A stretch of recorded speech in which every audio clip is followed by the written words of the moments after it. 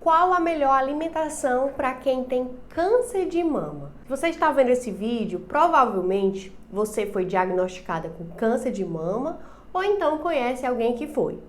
E tem dúvida de como é que você deve se alimentar depois do diagnóstico de câncer. E essa preocupação do que pode e o que não pode comer, ela é muito séria mesmo. Porque, por exemplo, existem alimentos que podem prejudicar o seu tratamento caso você não saiba que interações o seu tratamento tem com esses alimentos.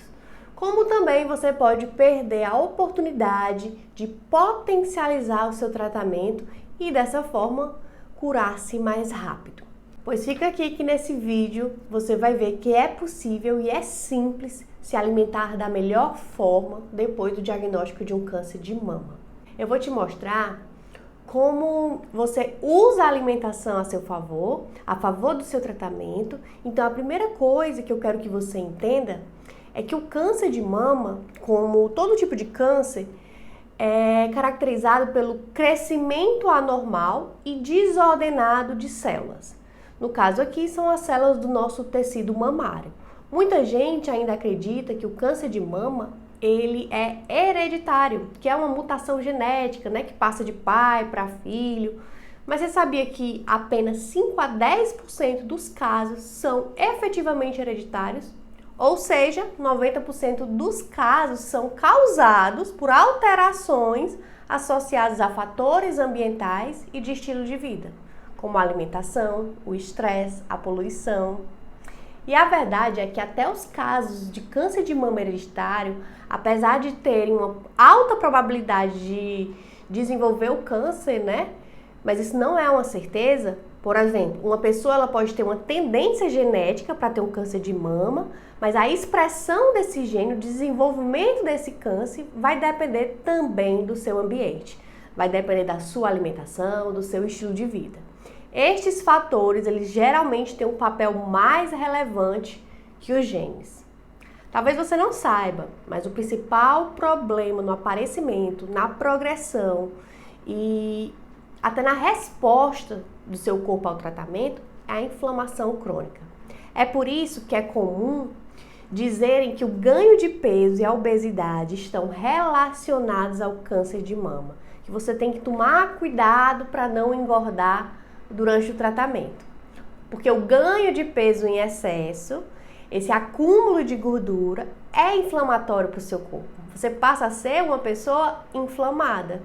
E isso está relacionado com o câncer de mama, porque gera no seu corpo uma resistência à insulina, uma presença maior de açúcar no sangue, de hiperglicemia, também aumenta a liberação de citocinas inflamatórias, aumento de IGF-1 hormonal, gera um aumento dos níveis de estrogênio, principalmente a partir da conversão de androgênios a estrogênio, sobre a ação das enzimas ali do tecido adiposo, do tecido gorduroso, ou seja, uma cascata de processos inflamatórios que só aumentam o risco de câncer de mama. Só que veja bem, todo esse mecanismo que ocorre, ele não ocorre só em quem tem uma obesidade visível. É muito importante olhar para outros aspectos da obesidade. Sua relação cintura e quadril, como é que é sua distribuição de gordura corporal. Sabe aquela pessoa que é falsa magra? Que ela tá com peso adequado, mas ela tem um percentual de gordura alto? Ou então ela tem um peso adequado, mas ela tá com os exames todos alterados? E aí você vai olhar também a duração do tempo que você esteve acima do peso. Se o seu ganho de peso foi na infância, na fase adulta, isso também pode afetar o risco de desenvolver um câncer de mama. Então, o que é que eu quero que você entenda? É que você precisa melhorar a inflamação sistêmica do seu corpo, para você tolerar melhor o tratamento e controlar mais essa doença. E tem 3 pontos-chave que você precisa mudar na sua alimentação. Primeiro, você tem que ter cuidado com dietas hipercalóricas, que são dietas que estimulam a engorda. Então, como a gente sabe que o sobrepeso e a obesidade eles estão relacionados com câncer de mama, né? Se você tiver uma alimentação mais hipercalórica, pode aumentar as chances porque estimula o ganho de peso. Segundo, mantenha uma boa saúde intestinal. O nosso intestino ele é cheio de bactérias boas e ruins, e você precisa manter essa flora intestinal saudável, em equilíbrio. E uma das funções da microbiota intestinal é controlar a circulação de estrogênio no estraboloma, que é o nome do conjunto de bactérias dedicadas a manter o equilíbrio do estrogênio. Quando há um desequilíbrio na sua microbiota intestinal, o estroboloma libera pouco ou muito uma enzima chamada beta-glucuronidase. Então, poderemos ter uma baixa beta-glucuronidase, uma reabsorção insuficiente, um déficit de estrogênio no corpo, ou então a gente vai ter uma elevada beta-glucuronidase, com excesso de estrogênio, então vai ser absorvido mais esse estrogênio na sua circulação. E aí, lembra que eu falei que o câncer de mama, na maioria das vezes, acomete mulheres devido a alterações hormonais, principalmente no aumento de estrogênio circulante? Então, você fica de olho no seu intestino para ter esse equilíbrio de estrogênio, tá? Terceiro, equilibre a quantidade e a qualidade da caloria que você consome. A maioria das pessoas, elas focam em alimentos específicos, como se consumir um único alimento em grande quantidade todos os dias fosse sozinho proteger contra o câncer. Infelizmente não é assim, porque dessa forma você está consumindo uma variedade menor de nutrientes e gerando o mesmo estímulo para o seu corpo. É claro que você precisa evitar a quantidade de açúcar na sua rotina, né? Isso inclui doces, biscoitos, vários alimentos industrializados, que quando a gente vai ver o rótulo, geralmente são carregados de açúcares adicionados, porque além de serem alimentos mais calóricos e estimulam o ganho de peso com facilidade, né?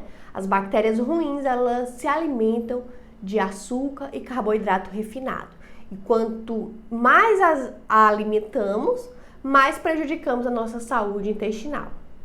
Mas, na verdade, o que importa é a qualidade da sua dieta. É você desenvolver um padrão alimentar anti-inflamatório que você pode variar os alimentos e aproveitar cada um das suas propriedades de uma forma muito melhor. Isso é muito mais simples e muito mais fácil de manter na sua rotina. E aí você vai melhorar a qualidade de todos os grupos alimentares, tá?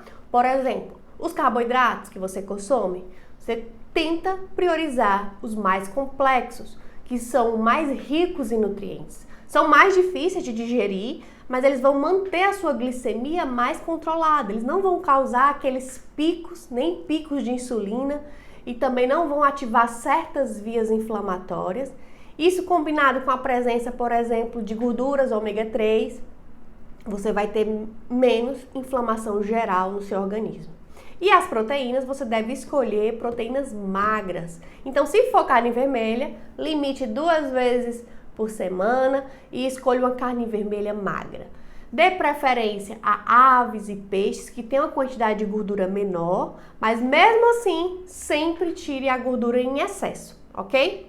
Em relação às frutas e vegetais, você deve consumir, em média, 400 gramas de frutas e hortaliças por dia, que de forma bem clara são 5 porções de frutas e verduras. Então você pode pensar em 3 porções de frutas ao longo do dia e 2 porções de vegetais na hora do almoço, na hora do jantar. De modo geral, todas as dietas elas têm prós e têm contras, e o mais importante é realmente você escolher o padrão da sua alimentação, não uma dieta específica, mas como você vai se alimentar e ter a base da sua alimentação alimentos que desinflamam o seu corpo. E aí você vai saber combinar cada alimento com as suas propriedades anti-inflamatórias para manter esse padrão.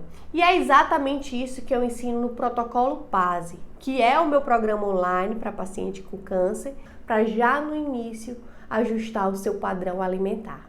E se você gostou, eu vou deixar o link do PASE aqui na descrição, nos comentários. É só você clicar que lá tem explicando tudo bem detalhado sobre o programa.